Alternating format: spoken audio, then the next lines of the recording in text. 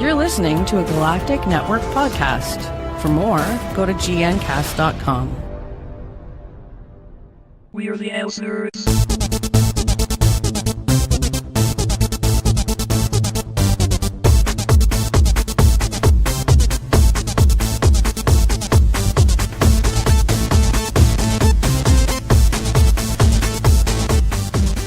Hello and welcome to ElseNerds, a production of Galactic Network. I'm Gregor Sprague, and joining me is Corey Scott. And real quick, before we get started, before all info on this show, including show notes and subscription links, go to ElseNerds.com. And for other Galactic Network programs, go to gncasts.com. On ElseNerds, we tend to shoot our mouths off without thinking, so we will both spoil things and swear liberally. You have been warned. Yep, Corey, it's like Szechuan sauce showing up at McDonald's. You finally get what you asked for. You were really wrong the entire time to want it. It's sort of like what's the other one that the one that people are like, oh yeah, this thing totally existed when it didn't, like that Sinbad movie.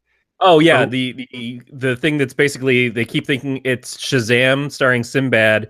Yeah. Although it was Kazam starring Shaq. Shaq, yeah. So but the So Beep thrown there, and yes, it is throwing me, but he put Mulan Clan motherfuckers. Mulan Clan. Like Wu-Tang.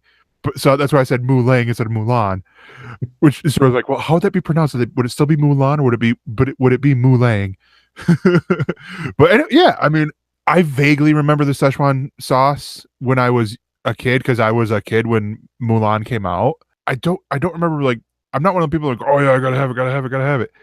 It was more like, all right, if I go get chicken nuggets, I might be like, give me that, and give me one of the Szechuan, give me one of the whatever the other ones are that they have there. I don't even know what. I don't go to McDonald's for chicken nuggets. I go to McDonald's for the $1 cheeseburgers and then the regret afterwards. Yeah, exactly. I go to McDonald's for the regret. I occasionally get the nuggets as well. No, it's also it's an attribution to the cheapness of McDonald's, that it used to be that you could just load up on the sauces. You could get all the different kinds. You could say, oh yeah, and I'll take a honey mustard, and I'll take this, and I'll take this.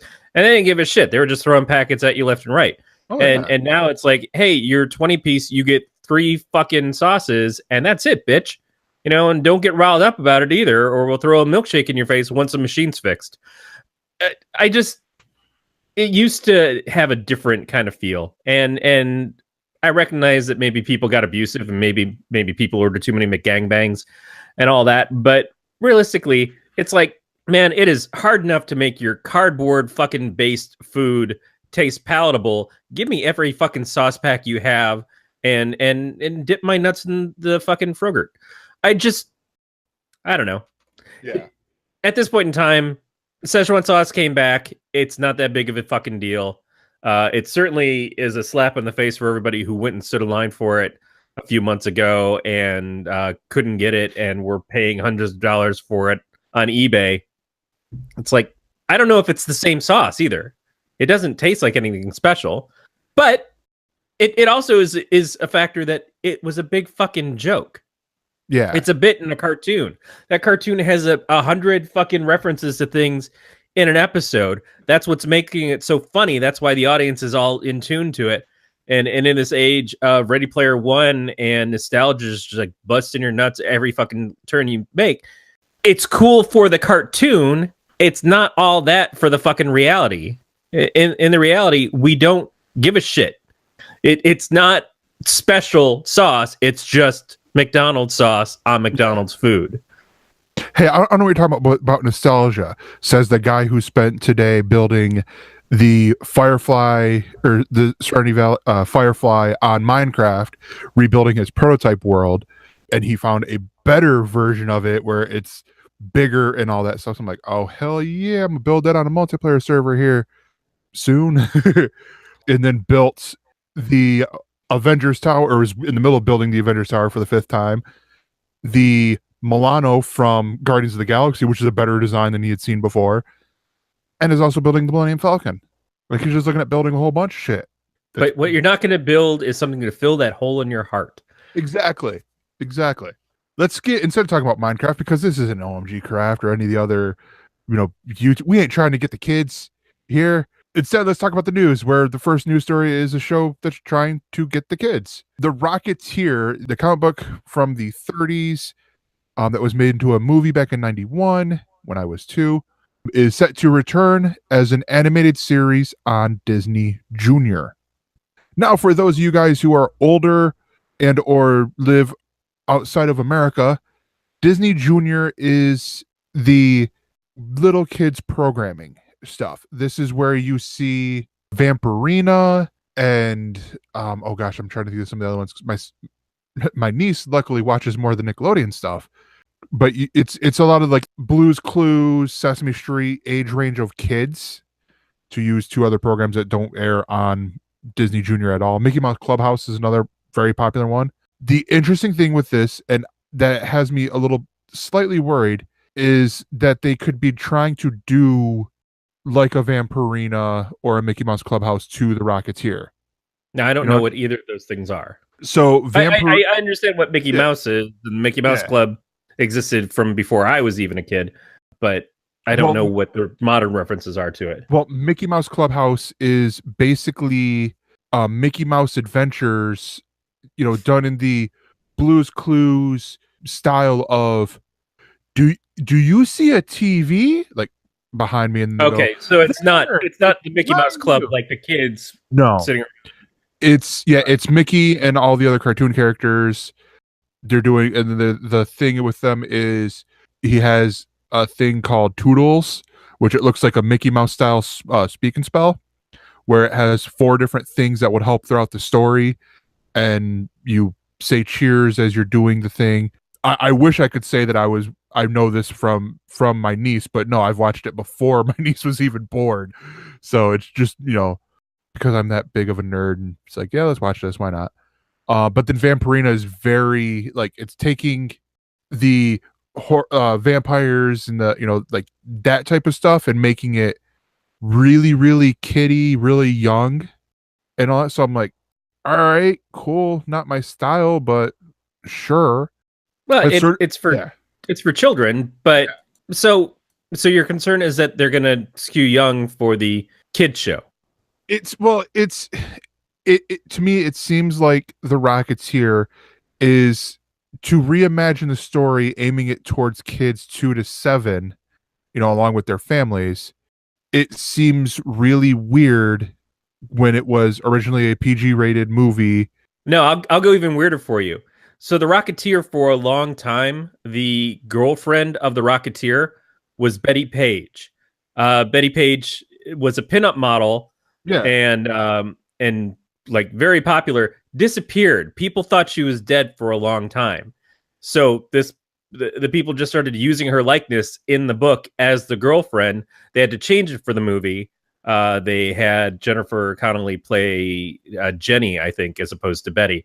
But it was still like trying to be a hearkening back to the fact that it was about Betty Page was the basis for the girlfriend in that. I don't see Betty Page working in a cartoon series for 4 and 5-year-olds. And where I saw it in here, it said that it's going to follow Kit, a young girl who receives a surprise package on her birthday, revealing she's next in line to become the Rocketeer, a legendary superhero who has the ability to fly with the help of a rocket-powered jetpack. Armed with her cool new gear and secret identity, Kit is ready to take flight and save the day with her gadget-minded best friend, Tesh, and airplane mechanic Uncle Ambrose, who join her on her epic adventures. What it seems like to me is they are doing... they're doing a legacy. They're using the Rocketeer name and applying it to younger viewers, where as opposed to using, really utilizing the history that the Rocketeer comic has with it. Which sounds adequate to be a new style of Dora the Explorer, which seems appropriate. Young girl goes off on adventures, maybe do some stuff where it ties into science because the Rocketeer has got a cool kind of science tie-in. Yeah, and honestly, I guess that's where it'll ease my thoughts, is that it does turn, more like they say pro STEAM, or science, technology, engineering, art, and math. If they do it as like a pre-STEM kind of thing for young girls to help teach them and get them interested in the sciences. that's Yeah. fantastic. You know, No, I'd yeah, love to see definitely. that happen. And I mean, the Rocketeer property hasn't been used much at all since the movie came out in 91. It's a little quaint, I guess, for modern moviegoers. Yeah. Yeah, and having a legacy character is a good way to introduce it to new viewers, because you can make references, probably subtle references, to what came before, but introduce a new character. So it's kind of like a Kamala Khan sort of thing that Marvel does. I like it. I don't have any issue with it. It would be a little bit weirder if it was like a preschooler version of Wolverine and Deadpool hanging out. Yeah. I was looking at the Rocketeer to see when the last time it came. It was, as a comic book was out, and the last series was in December 2015, and it's been through IDW. So I mean, I'm not super worried, but at the same time, it's like, all right, how is this going to work? Sort of deal. Yeah, Dave Stevens was the creator, and Dave Stevens worked on it throughout the entire time that I knew about it, but he passed away in 2008. So the fact that it's still in there it's obviously they've got to go through new versions. I can't imagine that it's remained as popular without him being the spearhead for it. The next story that we got here is about the Disney Fox merger, with the movie, for X-Men movies and all that stuff. This is also going to talks a little bit about Brian K. Vaughan doing Silver Surfer.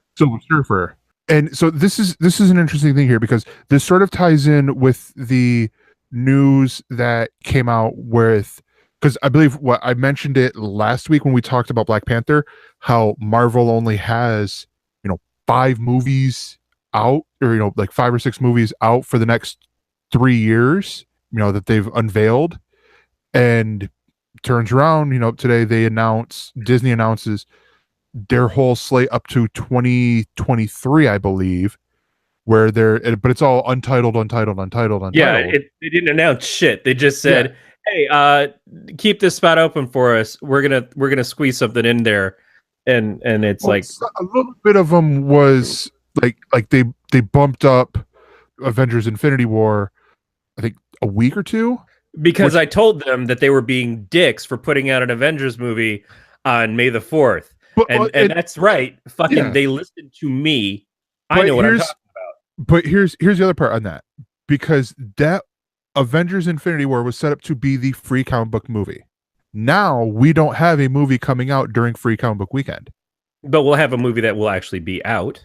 Well, yeah, but I mean, it's because it would have been out for a week, in there, which, I mean, yeah, okay, it doesn't do much, but that to me seems weird, like, because I think we've had it the past 3-4 years where there was a comic book movie that was out the first weekend of May, right? And it wasn't always Marvel that did it. And where's DC? Where's Valiant stepping up? Where's one of these Image brothers doing their thing?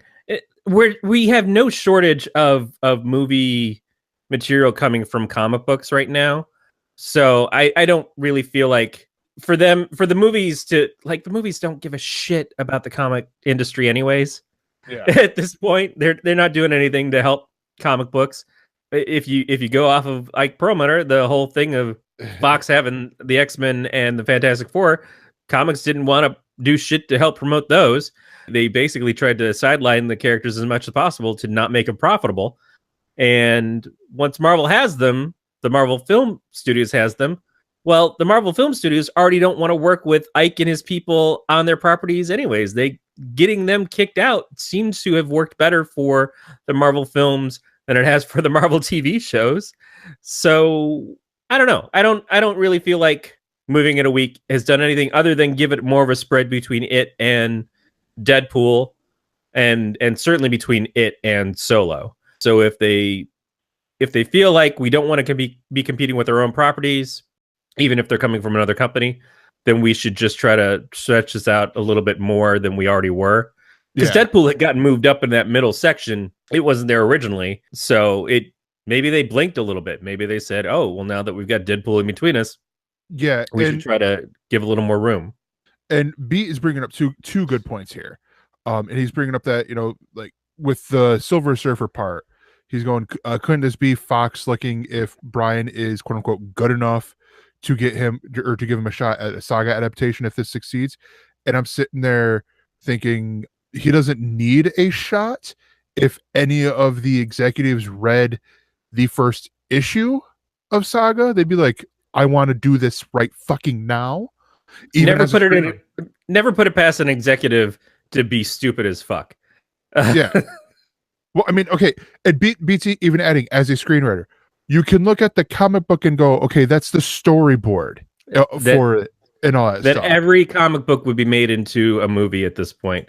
I get what Beat's saying. The thing is that hasn't Brian done stuff in TV and stuff before? I thought he worked on Lost for a while. I think the last one he did was Under the Dome.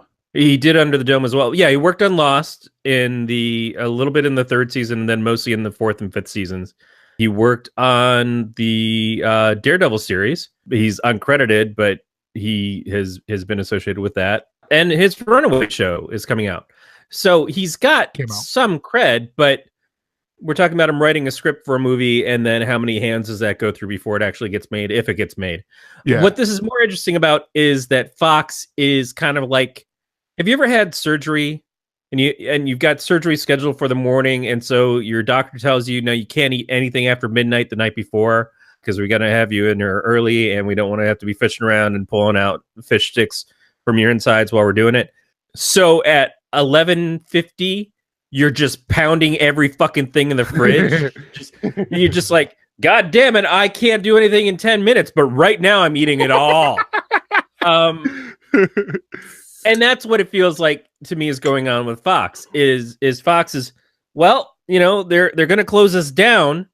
Let's just do every fucking thing we can until we get the final word that we can't do that anymore. And some of these projects will probably never happen. Looking at you, Gambit. Some of these projects may happen and may be excellent, and maybe the things that get Disney to pay attention to go, well, shit, you know, these people did some pretty good work over here on the X-Men stuff before we got them back. Maybe we should let them come do stuff for us. Maybe not the X-Men again, but maybe something else in our properties. Yeah, I sort of look at this in both ways, because Beat's also pointing out, you know, couldn't the DOJ still fuck up the merger? And yeah, because I mean, it's the article points out that this is very similar to what, you know, with the plans with the Sony deal with Spider-Man leading up to Civil War. You know, they had contingencies. And it's one of those things that I look at this and I go, where the DOJ could definitely fuck this up. Comcast could even fuck this up, because they are supposedly in talks with making a play for Fox as well. For a portion of Fox. And one of the parts that is more tempting to make the purchase of them, which I guess is a company that Fox can buy in Britain, which has to do, I think, with more news stuff. I'm not sure exactly what it was, Sky. But it didn't sound like it. Probably the Sky Network. Yeah, exactly. And so I don't know how much of what Disney wants from the Fox deal is that. If it's a huge thing, sure, but how much does Comcast want to have the rights to doing X-Men and Fantastic Four movies at this point, when we've seen that it's been a really mixed bag, and most of it is like pencil shavings compared to oolong tea? That is the success rate of these films. Like, absolutely, you got to admit Deadpool and Logan have been high points, but as of today, we haven't seen what Deadpool 2 is actually going to do, and we know there's no follow-up to Logan because that motherfucker's gone. So we don't know how New Mutants is going to work, but it turns out that they're retooling that a little bit while they're pushing the movie back to next year. We don't know how that next X-Men movie is going to work under Singer with Dark Phoenix or whatever. It's still kind of like, who really benefits from getting these characters other than Disney? Yeah. Disney getting all their stuff back under one house, huge. Anybody else picking up Fox and saying, oh yeah, we get this and we get these things, it's like, I don't really care about those things. Nobody seems to give a shit about a Fantastic Four movie. Do you know how to make a Fantastic Four movie? I sure as fuck don't. Why don't we just let that shit go back to the people? We'll take a check. You know, if we acquire it, yeah, cut us some money and we'll give you this stuff back. We'll be glad to lose this portion of it. But I don't know. I see this as Beat is pointing out there's still 2 years before the deal would really be finalized, and that's if it's finalized. In that 2 years' time, do you just not make anything, or you do make everything? Lean towards making everything. Stuff goes into development hell for years anyways. The amount of times that movies have started to, like, oh, this got optioned, oh, it's got picked up, we got people working on it and everything, and then like 5 years later you go, whatever the fuck happened to that Sandman movie that Joseph Gordon-Levitt was going to do? Not a goddamn thing happened to it. That's the thing, is it wilted away. A lot of these will wilt away, like every other fucking thing that goes on a movie studio. But take the risks while you can. Yeah. If you're riding high from a couple of big successes and you've got attention anyways, and this is the only chance you're going to get to do this, do it. Make every fucking effort. I'll phrase it this way, and then I'm going to move, because you gave me the perfect transition to our next story here.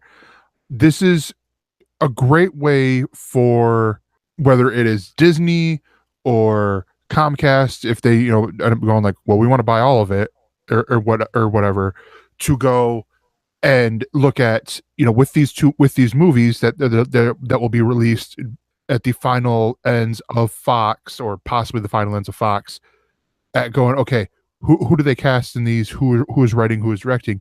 If they've done good enough work, and you've hit this before, then go, okay, well, we will continue on with them as, like bringing over. I'm pretty sure they would bring over Ryan Reynolds to play Deadpool in the Marvel Cinematic Universe. And it would definitely be a more censored version of Deadpool. It wouldn't be the I'm going to call your left leg Thanksgiving, your right leg Christmas. Now let me meet you between the holidays. You won't get lines like that with him coming into the MCU, but it'll still be him. He'll still have that charisma and all that he brings to the character. And I could see it working really good still, especially as a tryout, like, especially with the New Mutants, like the actress who plays Magic in there, freaking, I'm like, okay, yeah, she looks like Ilyana Rasputin, like how I picture her, especially with the, I'm not going to dress like a slut, but I'm going to dress more like a punk sort of phase that she went through a couple times. But I don't know. And like I said, you led me great with a great segue about Sandman and Neil Gaiman. And now this isn't an imprint, right? It is just the Sandman universe here. It's that Gaiman's going to be overseeing. It's not a new imprint, right? Well, it's hard to say. It's being looked at as an introduction of Sandman offshoot tales. So what we're talking about is Neil Gaiman, who is the creator of the Sandman comics that were huge in the 90s under Vertigo, which was an imprint of DC Comics. It was their mature readers, non-superhero focused stories. A lot of the characters did cross over with the DC Universe proper at first, and then they kind of like pulled back from that, and that's where Constantine was, Alan Moore's Swamp Thing, Sandman Mystery Theater, which is another thing. All these things kind of happened, and then most of the books finished off. Vertigo eventually went away, essentially. Karen Berger left. I think it still kind of exists, but there's not much to it anymore. But when Neil stopped, when he finished off the Sandman books, he said, I would prefer that you not use these characters. If you feel like you want to use them, come to talk to me. I'll do work for you on them again when I'm up for it. But if you use them without my presence or okay, then I'm probably never going to work for you again. Which is an absolutely fair thing to say. He didn't say you don't own this or you should never do this without me. It was just like, we have a good working relationship right now. If you want to continue having a good working relationship with me, this is the request that I have. So Neil is coming in and he's plotting some Sandman Universe stuff. There's a Sandman Universe book, which kind of like starts off the series, and then there will be 4 series that spin out of it. Some of which we've kind of seen things before with these characters or with similar books like them.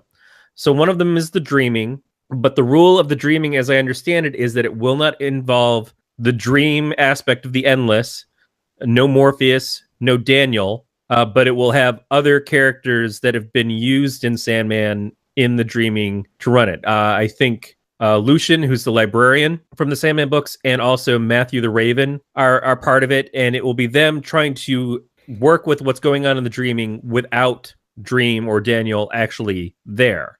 So it's kind of a mystery thing because I think they're wondering where he is. This is being written by Cy Spurrier based off of plots that are given to him by Neil.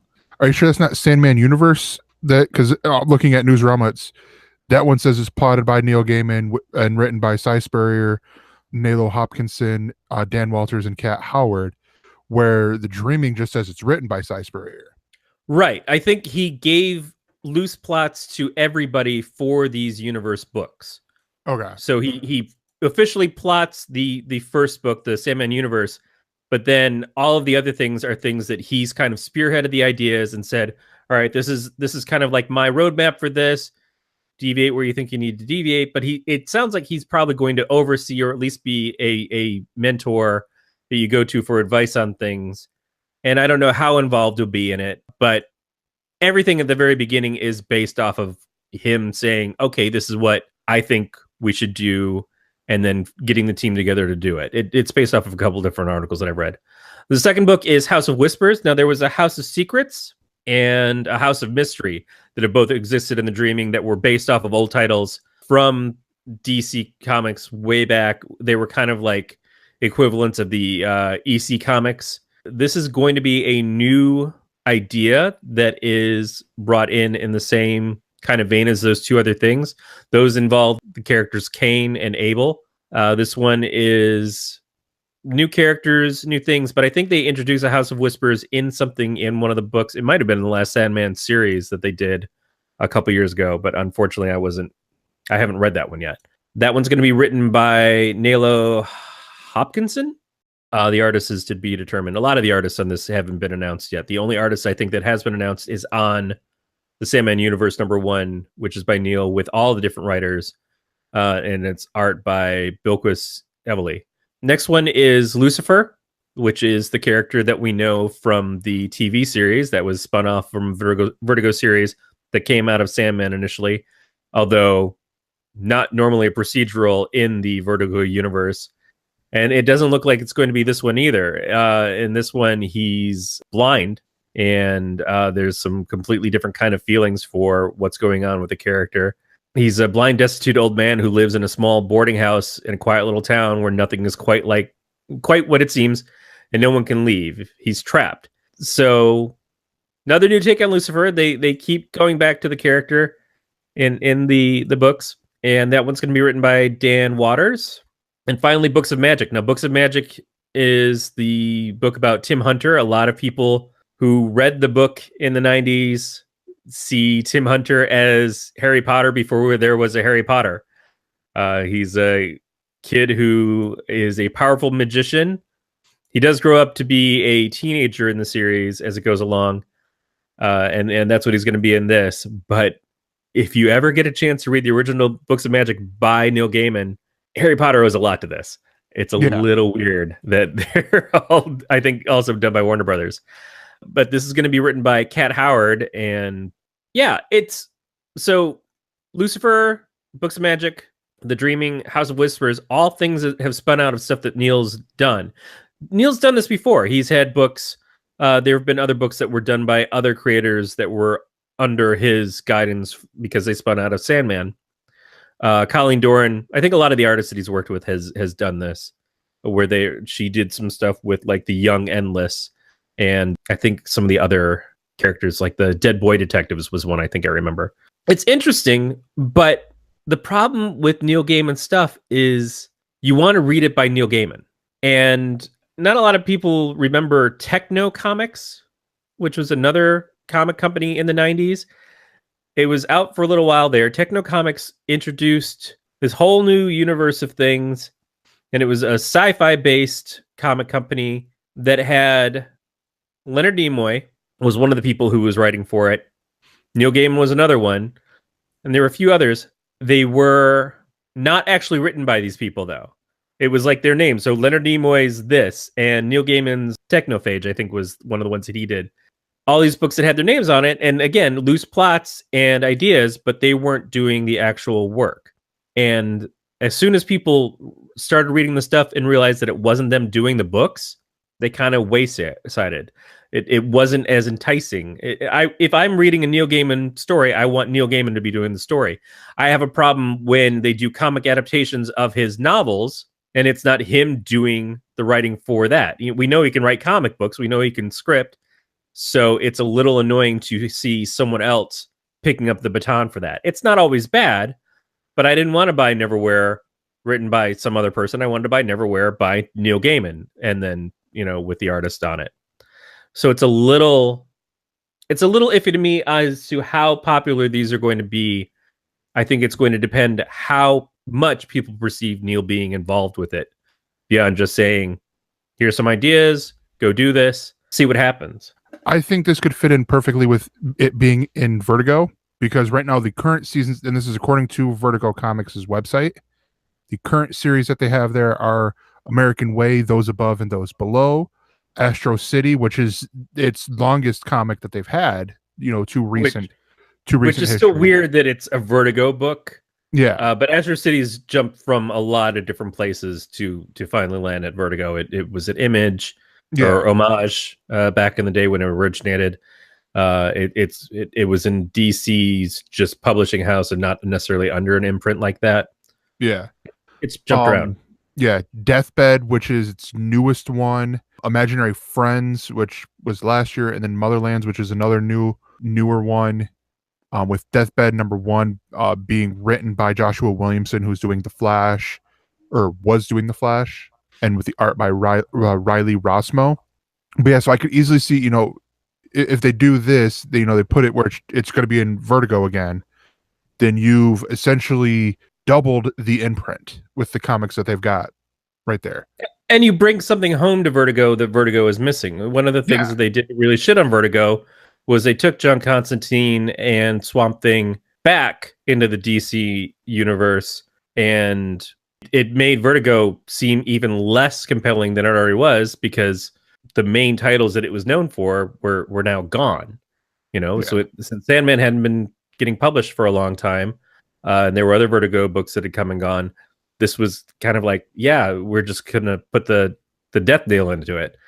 What's weirder though is that right now I know that Daniel has been showing up in Dark Knight's Metal, correct?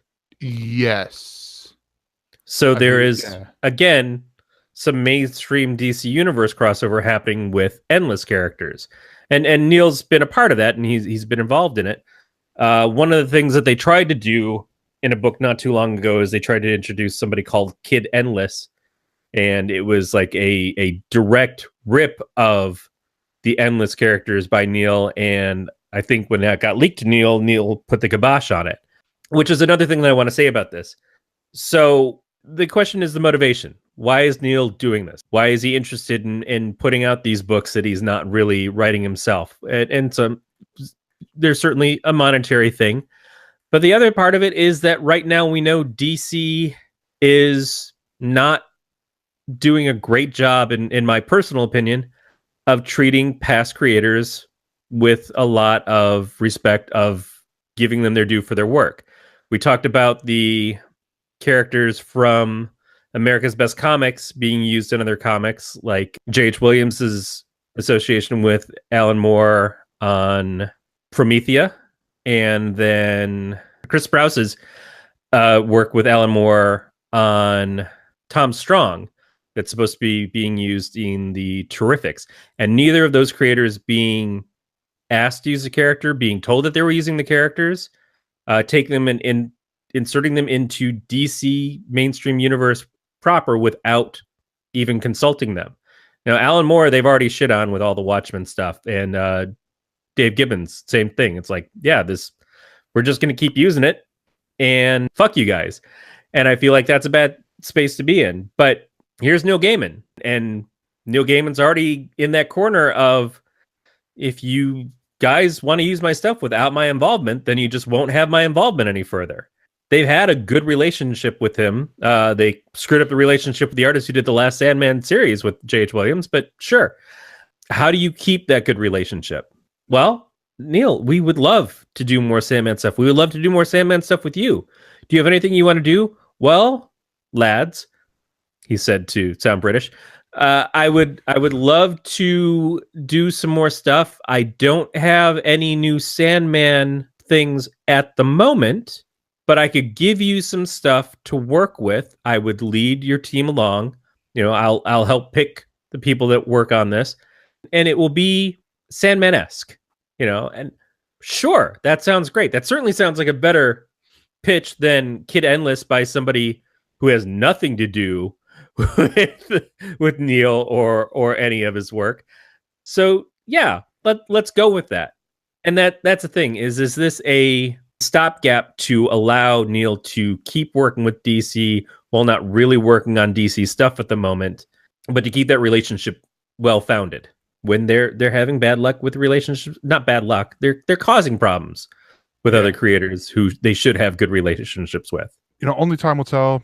The other thing that I've been looking at with this is, because they've got, a lot of characters, and I feel like what they could do to help with this is, like, again, talk about the creators thing, because I finally watched Robert Kirkman's Secret History of Comics. That Beat has been like, you need to watch it, you need to watch it, you need to watch it, and all that stuff. And I watched the episode that was talking about Milestone Media. I didn't know that Robert Kirkman's Secret History of Comics was actually called Snowpiercer. No, this was his Beat's new Snowpiercer. And all. Like, from watching that, I'm like, okay, I want to see more in the comics now, more of these other, like the Milestone characters. Like, I know Static Shock from, the TV show Static Shock. Never really read any of the comics, never really read any of the other stuff. And they had it a while back ago, and I know it sort of fell through because of Dwayne McDuffie's passing. But it's like, you guys could still do stuff here. Come on, get these characters out there.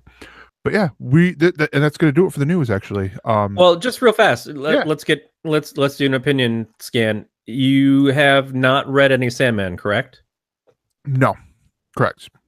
So, not having that knowledge going in, do any of these books grab your attention, or any of these things like, oh, I'd like to check that out? Like, if you've watched Lucifer, do you want to check out the Lucifer book? Or it's because I've drummed into your brain now that Tim Hunter was Harry Potter. Do you like Harry Potter and want to read a book about him as a teenager?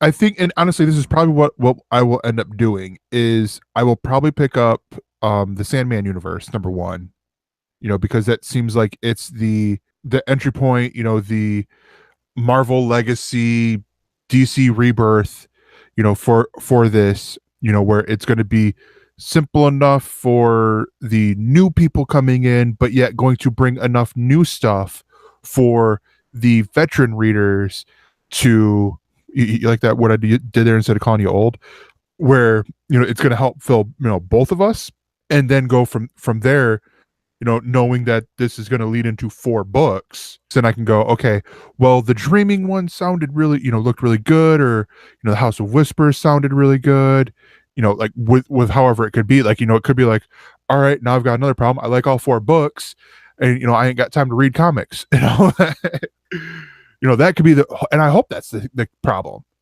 I hope that's the case. Is it's just, oh my gosh, all 4 of these books are really good, and I want to read them all. And which, I mean, that just means it's probably going to be like one a week, for in the month.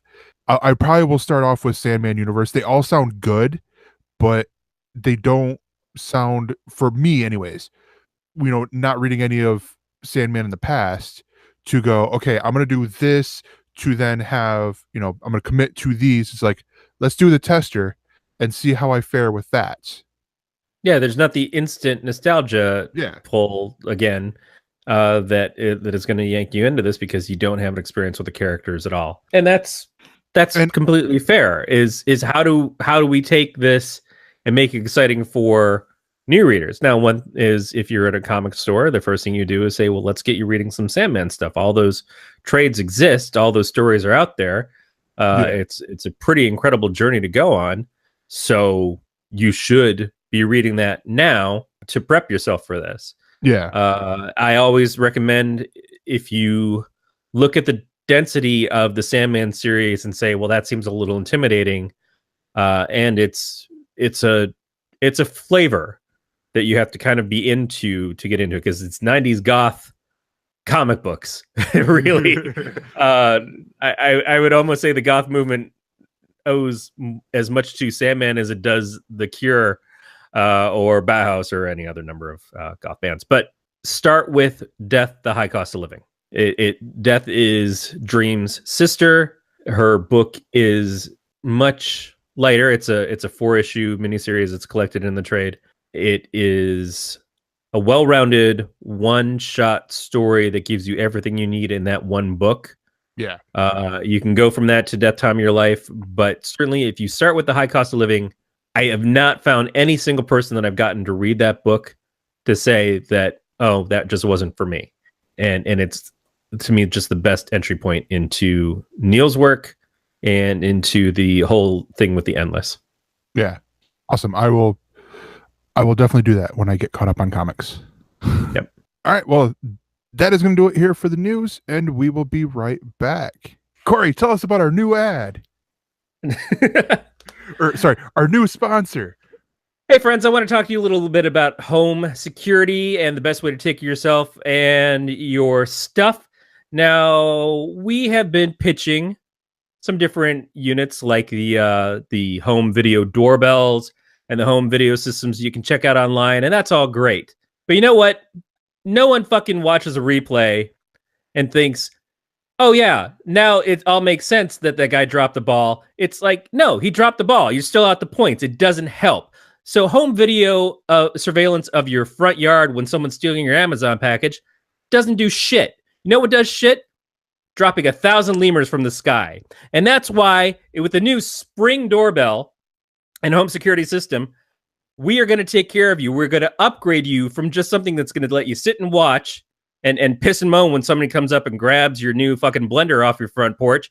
It's going to instead utilize the drones of the company that just acquired Spring, Glamazon, and it will fly them overhead. So when someone comes up to your front door and it's not someone that you know or want to talk to, we will drop literally 1,000 lemurs on their heads. Now, lemurs, you might say, cute little monkey type creatures.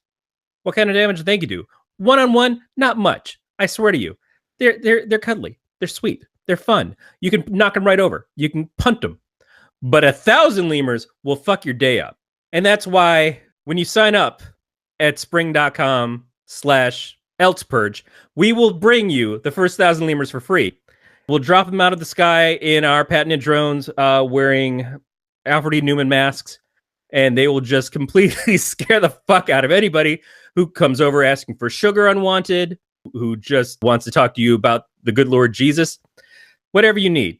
So please sign up today. Spring.com/ElsePurge. Get a purge of lemurs from the air and protect your shit. Spring.com. Stay the fuck off my lawn. Just a disclaimer, feces removal not included. And we are back, and it is time for the ElseViews. This is, of course, the section of the show where we talk about the movies, TV shows, video games that we've been playing, music we've been listening to, whatever, and we share them with you. Now, I'm going to go first, just because mine's going to be really quick. I've seen the latest, and I realize I've only not seen like maybe 4 or 5 of the DC animated movies. But this is the latest one. This is Gotham by Gaslight. This is the straight up Elseworlds tale of what Gotham City would have been like in Victorian London or Victorian England. Which you might think, oh, great, British Batman. No, everyone in here is American. Yet it is in that style of like it's all the Victorian times. So right there, I'm like, couldn't have cast like one Englishman in here in a lead role, or an English accent where it's not just it's essentially the Harvey Bullock character, the deputy to Jim Gordon. Oh, he's one that you're going to do not only English, but do the stereotypical Scottish and all that, going, basically just going, top of the morning and all that stuff. Actually, I think it's more Irish, but whatever. So basic plot point of this, if you don't know, because I don't know how well it's based on the Gotham by Gaslight story, from the comics, but you are in here, you're in, this time period, and all of a sudden they have Jack the Ripper, and he is murdering whores and women of ill repute and all that. And Batman, proper term is sex worker. yes, true. Well, but no, there's other types in there. Like, I know classically they were called different things, but yeah. Well, but no, in here it's like in there, like later on he kills he murders a nun who her only crime is the fact that she runs an orphanage, and it's like all above board, like she's helping, doing nunly duties of helping the needy, and she gets knifed and all that stuff. It's cool to see because of the fact that we get such an interesting take on classic DC, classic Batman characters. For example, Poison Ivy's in here, or I should say Pam Isley is in here, and I believe her burlesque character is actually named Ivy or something like that. And then she's, spoiler alert, one of the victims. But you get Selena Kyle. There's a nice little Easter egg to Dick Grayson, Jason Todd, and the third Robin. Tim Drake would be the third Robin. He's unnamed, but I'm assuming it's Tim Drake, as they're little orphans and stuff. So much so, even playing to the fact that Jason being the hot-headed one, saying it like they're a boy band or something. I don't know why. But, I mean, it's a really enjoyable movie. I mean, it's a little slow to get into because there is quite a bit of setup, and it's only, an hour and a half long, more closer to the hour and a half than the 2 hour mark. But yeah, it's really enjoyable. Now, with the like I do with all DC movies, I did this last month with Batman and Harley Quinn. The child rating, I would say probably 12-year-old, 12-year-olds and higher would be where I would say it. And I think it's the first time I'm actually giving an age, but it's mainly because there's a lot of swearing. Well, not a lot, but there's quite a bit of swearing. And then with how they shoot some scenes, like there's a scene in here where Batman, aka Bruce Wayne, meets up with, and I use the air quote, meet up with Selena Kyle, and you see her as she's going behind the screen changing thingy. I forget what that's called. And she's got the blanket around, or the sheets around her, and they're going down to you see her back and all that stuff, and she's going down basically to butt crack, and then it goes down, and see it fall as she's walking behind there, assuming that she is naked. And then there's some of the violent stuff does get a little, especially with the sound. The Foley work is great on here with the murdering of the women, to hear, not that I would know, but how realistic it sounds. But then that could be a little bit much for a kid. And so one of the things that I commonly complain about of the current state of DC's direct-to-video cartoons is that it seems to be leaning more and more mature, risque, over-sexualizing characters and stuff. But when it comes to an Elseworlds type story like this one, it makes sense in this. Yeah. Because this is, one, how the book really was to begin with. The book was by Brian Augustine and Mike Mignola, who people would know from Hellboy. It was always a mature title. It was never meant for young kids. So doing an adaptation of that, I expect them to go in that direction. It's more of the stuff that feels like a continuation of the Batman, the animated series universe. Yeah. As they try to do more stuff that's supposed to be in relation to that. And that leaning so mature, that's the part that gives me the heebie-jeebies. You're just discovering that cartoon series for the first time, and it skews at a certain age range, and then all of a sudden it shoots up to PG-13. It's tough for me to say that that's the right decision to make. But in this, I'm okay with it. Yeah, and I mean, I'm trying to see what the list of the movies is, after this, because I watched it through Movies Anywhere, and they did what's the next one coming up, and it's Suicide Squad: Hell to Pay. It seems like what they're doing now, they're sort of getting away with or moving away from, well, they're based on the Justice League movie or Justice League TV show, or the continuation of Batman the Animated Series. Like the Batman and Harley Quinn one was a continuation, but I think that was more because of the fact that it was Bruce Timm wanting to tell or was it Bruce Timm or was it Paul Dini? It's Bruce Timm. Bruce Timm wanting to tell a story in that universe. It seems like they're going more into, let's use these characters and tell an interesting story, but not something that's hardcore tied to the, like we got to stick to our storyline here with, like Son of Batman and Justice League War and, the Flashpoint Paradox, even where, we've got the same voice actors doing Batman. The interesting part for me is the voice cast that they have in here from doing the voice. I don't know if you remember the show Limitless. That I didn't watch it. The female lead in there, she plays Selena Kyle. Jennifer Carpenter. She was the sister on Dexter. Yeah, John DiMaggio. He's the one that, like, I mean, it's like also like he's the one who's doing the Irish accent, but I mean it's John DiMaggio, for crying out loud, who's playing Chief Bullock. I mean, everyone in here, it seems really great. The one that threw me was Scott Patterson. He was on Gilmore Girls. He played Luke Danes in there. From what I remember watching Gilmore Girls, like I didn't really watch a lot. It's all been through watching repeats. Like he sounds like he's doing a completely different voice, but still making it sound natural. But yeah, I also like how you made the stink about nobody sounds British, and then they have Anthony Stewart Head playing Alfred. That's the exception here. Him and John DiMaggio are the only two that are, but I mean, I'm talking about, you have a Gotham in Victorian era Gotham City, doing the assumptions that it's all in there because they mention London and they only have the steam train and all that stuff.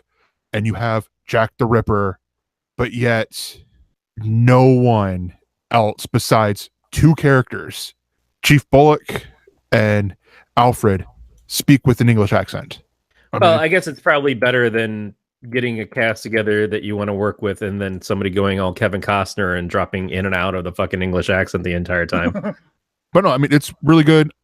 Honestly, I have to agree with a lot of the, like, from looking on the reception page here on Wikipedia, I have to agree with a few of the people, because I mean, I say a lot, but like I would put it at about, like a 7, 8, 9 out of 10. Somewhere right there. I mean, it's really good. I'm honestly excited to see the next two movies. They've got 2 announced so far. Suicide Squad: Hell to Pay, which from watching that trailer, it looks like they're doing like a Grindhouse style movie, and they're using the characters. Again, this is where it's going to contradict myself, but they're using some of the characters that they've established with Assault on Arkham, but it's a whole new voice cast that they got coming up with that. Christian Slater's doing Deadshot. You got Tara Strong doing Harley Quinn, and then Death of Superman and Reign of the Supermen. That looks, from what I've seen with that looks really cool as well.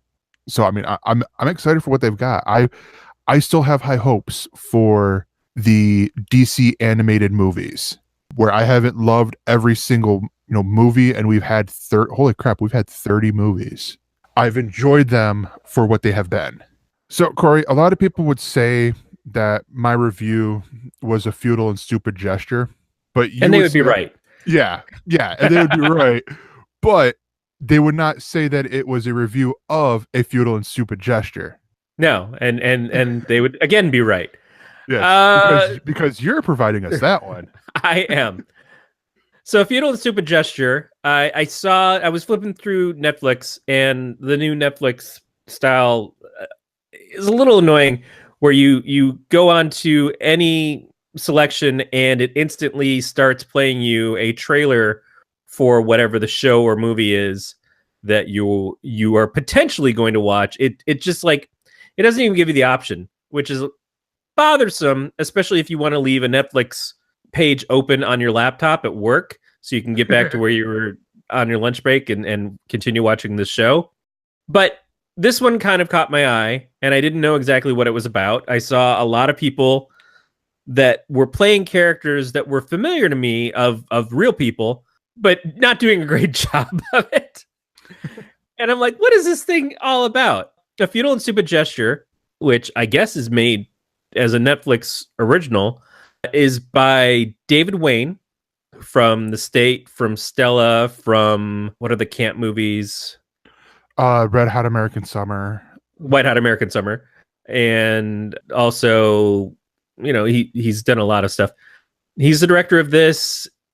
It is a movie about Doug Kenny. Now, Doug Kenny, you hear the name and you probably aren't familiar with it, but I'm pretty goddamn sure you're familiar at least with some of his work. Doug Kenny went from going to Harvard and working on the Harvard Lampoon to establishing with his friend at the time, the National Lampoon magazine. They left Harvard. They both decided to do this magazine together. And from that, National Lampoon got very, very popular. Doug wrote a couple of movies, the first of which was Animal House, and the second of which was Caddyshack. So if you've ever seen Doug, you've probably only seen him one time, and it was in Animal House, and it was in the rousing speech that was given when they've all kind of gotten beat up and defeated, and they're going to be kicked out of school, and it's right before they go and they take over the parade the next day. Doug Kenny is the one who says, "What are we supposed to do, you asshole?" And is the one who leads the people in the parade, that leads the band down the blind alley that just cuts off, and the whole band goes following him along and then crashes into the wall as he sneaks out. That's it. That's the only time that I've ever seen Doug, and probably the only time that I've ever actually heard him talk. But Doug Kenny was very prolific in the writing that he did, and he created two of the most beloved comedies of all time, most quoted, most watched on cable. Animal House was incredibly popular when it came out. Caddyshack came out right after Airplane, and so didn't hold up as well compared to that. And there's a scene in this when Doug goes to see it, and he's like, "My fucking movie is going to tank now. This is what people are going to want." So it's interesting to see this guy who has made stuff that is still like some of the funniest movies of all time, kind of kicking himself for not being something else. But in this, Doug is played by Martin Mull as the narrator, and played by Will Forte as Doug when he's in college, up through his years working as the National Lampoon head writer and editor and everything. And there's this really great moment where Martin is pointing out some of the actors who are playing other characters in this. And he's like, "Yeah, I know some of these people don't look like the people as you know them, but do you think I look like Doug Kenny? Do you think Will Forte looks like a 27-year-old me? Do you think Will Forte looks 27? And it's just like these moments of they're not doing a good job of representing these people as who they are, but just doing a fun job of representing them in this movie. One of the best casting choices to me was Joel McHale plays Chevy Chase. Nice. Which is just awesome. But what I didn't know is that most of the people who went and started in the first season of Saturday Night Live all worked at the National Lampoon when they were doing recordings. I knew that they did recordings as the Lemmings. I didn't know that they were all basically stolen by Lorne Michaels to go over, including some of the writers and stuff, were stolen from the National Lampoon to go start Saturday Night Live. And so there's a bit of contention when Gilda Radner and John Belushi and Chevy Chase and all these people leave, and Doug's like, "What the fuck? You just stole my entire fucking group," and pulled him over their show. And Lorne's like, "Hey, you should come do some writing for us. That would be really great." And he's like, "Fuck you." And he just walks out. It's not a happy movie. And I'll start out by the fact that there's a reason why Doug wasn't involved in Caddyshack 2. There's a reason why nobody should have been involved in Caddyshack 2. But shortly after Caddyshack came out, Doug died. And there's some contention as to, did Doug kill himself, or did Doug just get a little too fucking high and accidentally fall off a cliff? I've always kind of understood it as that he killed himself, but I couldn't tell you. All I know is that the journey that this movie goes on is really good, and everybody in it does a great job. And there's some fantastic people all the way through the thing. Domhnall Gleeson, who I know from being in the most recent Star Wars movies. He's the more official Imperial guy that's always fighting about who should be in charge, him or Kylo Ren.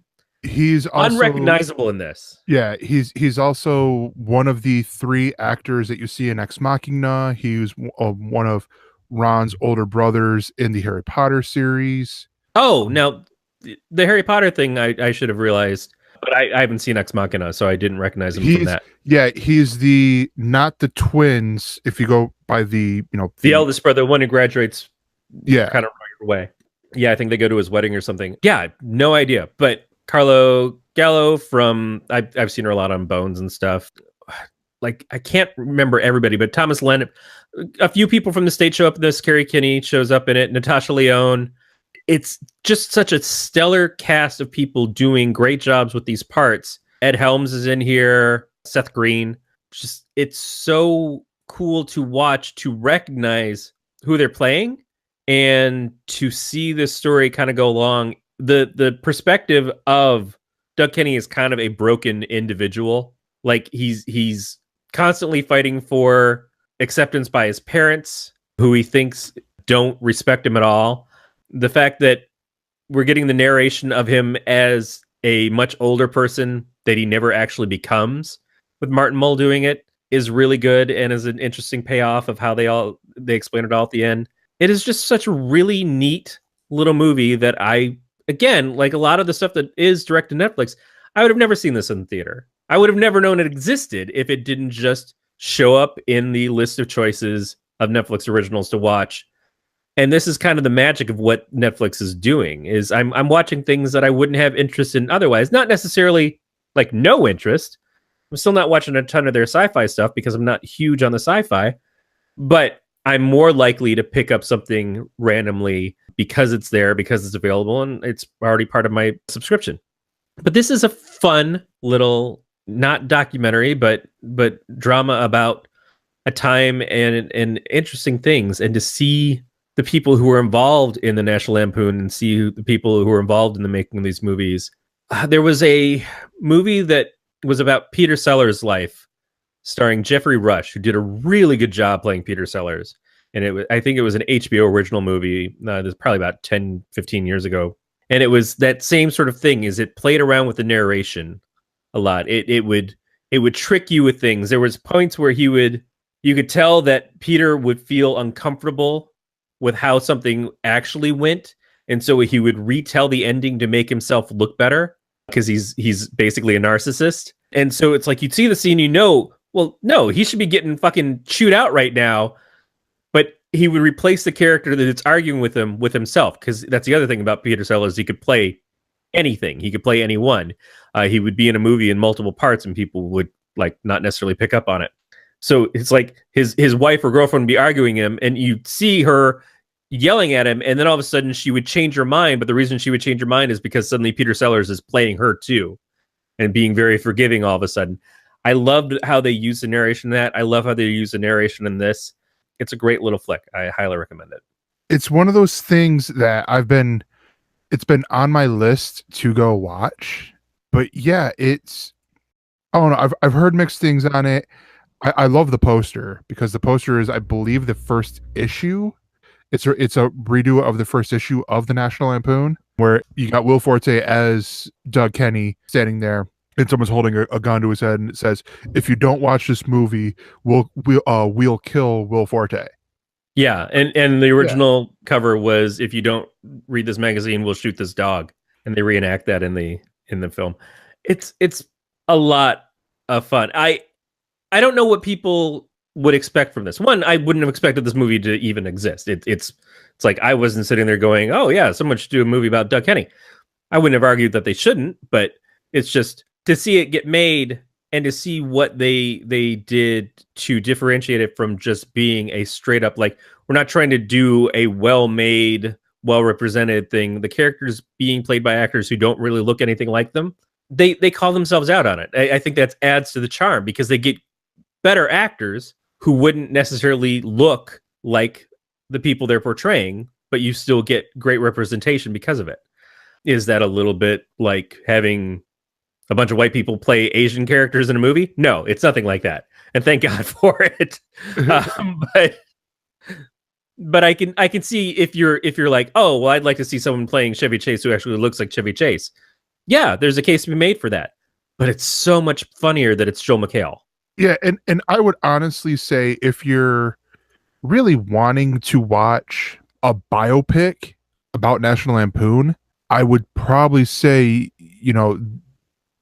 watching something like Drunk, Stoned, Brilliant, Dead would be a smarter choice or a better choice, because I think that's, where them doing a biopic, not paying homage to National Lampoon by National Lampooning his life and stuff like that. But yeah, there's like, just to piggyback off of the casts and stuff on here. I mean, there's a lot. Like, one of them stood out for me just because, British watcher myself, a lot of British TV shows. Matt Lucas is in here. He plays Tony Hendra. But yeah, there's a lot of these people in here that are, Chris Redd is in here. He's on SNL this season. Really, it looks really cool. I think I'll probably end up watching it probably this weekend. There are some choices that, yeah, they're weird, but it makes sense. Like Rick Glassman, who was on Undateable, plays Harold Ramis. I'm like, where it's like, yeah, they don't look alike, but I would see him doing that. Yeah, he's got the right presence for it. Yeah, Corey, you've done it again. You've turned me on to a new thing. Yeah, it's one of those things that if you're like me and you scan through Netflix too long looking for something to watch instead of just choosing something, knowing what you want to watch right away, this gives you an opportunity to just say, oh, well, but yeah, there's this one thing I heard about, and I could have gone either way on it. I had no idea what I was in for going in, and the more I watched it, the more appealing it became. Awesome. That is it for us. That's all we have that we want to talk about. And so we will leave you with this. If you need help subscribing, you want to share with, by all means, share us with your friends. Anyone you think that would like our shenanigans that we are doing here, just the easiest way is by sending them the link gncasts.com/subscribe. That'll have all the links that for us. ElseNerds.com will take you right there too. You could join the Galactic Network Facebook page over at facebook.com/galacticnetcasts. And, you can also find us at ElseNerds over there on Facebook. Notice all these things are online. It's much better to share with your friends online, because if you just show up at their house, they're likely to drop 1,000 lemurs on you. Yes, exactly. Much like our sponsor. Use promo code ElsePurge. ElsePurge. Yes. And you can contact us by leaving us a voicemail at 805-328-3966 or emailing us mail@elsenerds.com. And follow the show. Why don't you? We are at ElseNerds on Twitter. You can follow our producer. He's Beatmaster. He's at Beatmaster80. You could follow me at that Gregor. And what about Levi here? We want to plug Levi's stuff? Yeah, I pulled it out of the doc just because I feel bad that I keep talking about how I haven't posted anything in a while.